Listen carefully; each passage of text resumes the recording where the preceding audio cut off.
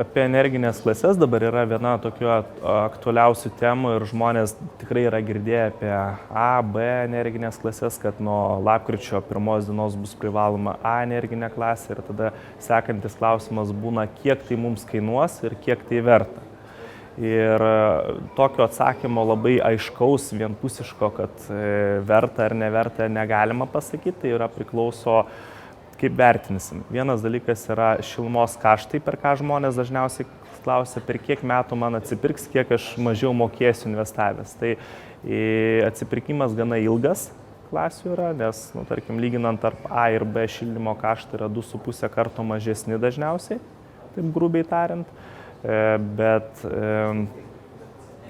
tai atsipirkimo terminas gaunasi tikrai virš 10 metų, yra ilgesnis. Bet yra kitos vertės, kaip yra komfortas, likvidumas pastato, vertės išsaugojimas ir kiti dalykai, kurie tikrai atperka pilnai A klasės pranašumus.